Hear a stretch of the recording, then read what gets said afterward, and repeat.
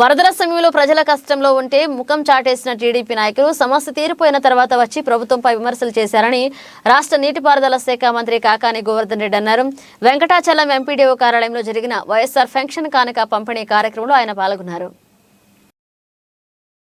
అర్హత ఉంటే పింఛన్ ఇంటికి నడుచుకుంటూ వస్తుందని మంత్రి కాకాని గోవర్ధన్ రెడ్డి అన్నారు. నెల్లూరు జిల్లా వెంకటాచలం ఎంపీడీఓ కార్యాలయంలో జరిగిన వైఎస్ఆర్ పెన్షన్ కానుక పంపిణీ కార్యక్రమంలో మంత్రి పాల్గొని లబ్ధిదారులకు 3,000 పింఛన్ అందజేశారు. ఈ సందర్భంగా మంత్రి మాట్లాడుతూ ఎన్నికల ముందు పాదయాత్రలో ఇచ్చిన మాట ప్రకారం 2,000 నుంచి విడతల వారీగా 3,000కు పెంచి అర్హులైన ప్రతి ఒక్కరికి పింఛన్లు మంజూరు చేస్తున్న ముఖ్యమంత్రి ప్రత్యేకకి ధన్యవాదాలు తెలియజేశారు. ఆయనకి అర్హత ఉండి ఎవరికైనా పింఛన్లు రానట్లయితే మరలా వారిని గుర్తించి పింఛన్ మంజూరయ్యేలా చర్యలు తీసుకుంటామని తెలిపారు. ప్రజలకు మేలు జరుగుతుంటే ఓర్వలేక విమర్శలు చేయడం సోమిరెడ్డికి అలవాటన్నారు. 2 సార్లు ఎమ్మెల్యేగా మంత్రిగా మీకు సేవలు అందించే అవకాశం కల్పించినందుకు సర్వేపల్లి నియోజకవర్గ ప్రజలకు ధన్యవాదాలు తెలిపారు. రానున్న ఎన్నికల్లో వైసీపీని జగన్మోహన్ రెడ్డిని ఆశీర్వదించాలని కోరారు.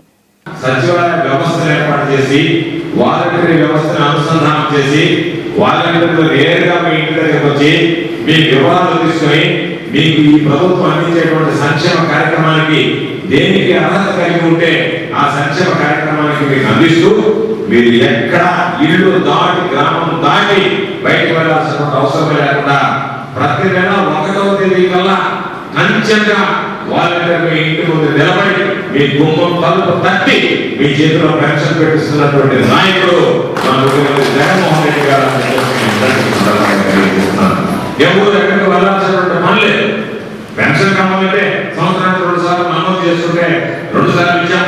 కొంతమందికి మిగిలిపోయినటువంటి పెన్షన్లు కొన్ని ఉన్నాయి. 8వ తేదీ లోపల ఎవరికైనా అర్హత కలిగి ఉండి మీరు ఈరోజు నమోదు చేసుకోండి. నవంబర్ 30వ తేదీ నాటికి కటాఫ్ డేట్.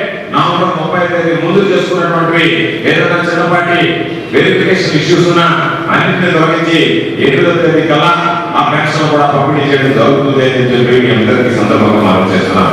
కాబట్టి ఇటువంటి నేపథ్యంలో ఈరోజు అనేక రకాలైనటువంటి కార్యక్రమాలు జగన్మోహన్ రెడ్డి గారు వైఎస్ఆర్ ఆసరా ఏప్రిల్ 11, 2019 నాటికి మహిళలకు సంబంధించినటువంటి సంఘబంధాలు ఎంతైతే బ్యాంకులకు రుణాలు ఉన్నారో అప్పులు ఉన్నారో వాటన్నింటినీ 4 విడతలుగా ఇచ్చేస్తానని చెప్పి 3 విడతలు ఇప్పటికే ఇచ్చి రేపు జనవరి 23వ తేదీ 4వ విడత నిధులు వైఎస్ఆర్ ఆసరా పేరుతో సంఘబంధాల ఖాతాలో జమ చేస్తున్నాడు అని చెప్పి మీ అందరికీ సందర్భంగా తెలియజేస్తున్నాను.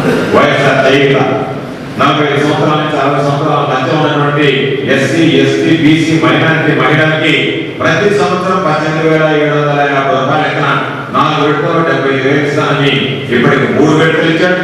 4వ విడత రేపు ఫిబ్రవరి 5వ తేదీ నుంచి ప్రారంభించి 4వ విడత కూడా ఈరోజు ఖాతాలో జమ చేయబోతున్నారు.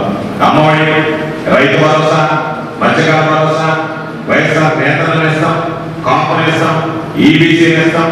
వీటన్నిటితో పాటు వైఎస్ఆర్ జగనన్న చేరువ కింద ఈరోజు రజకులు, నాయకురాములు, టైలర్లకు సంబంధించి 10,000 రూపాయల ఆర్థిక సహాయం, ఆటోమేటర్ కింద వాహనం ఉన్నటువంటి యజమానులకి 10,000 రూపాయల ఆర్థిక సహాయం, జగనన్న విద్యా దీవెన, వసతి దీవెన, ఆరోగ్యశ్రీ లాంటి అనేక రకాలైనటువంటి కార్యక్రమాన్ని ఈ దేశంలో ఎక్కడ లేనటువంటి విధంగా ఒక మన ఆంధ్ర రాష్ట్రంలోనే ఇంత పెద్ద ఎత్తున సంక్షేమ కార్యక్రమాలు అమలు చేస్తున్నటువంటి ముఖ్యమంత్రి భారతదేశ చరిత్రలో, ఆంధ్ర రాష్ట్ర చరిత్రలో మన ముఖ్యమంత్రి జగన్మోహన్ రెడ్డి గారు ఒక్కడే.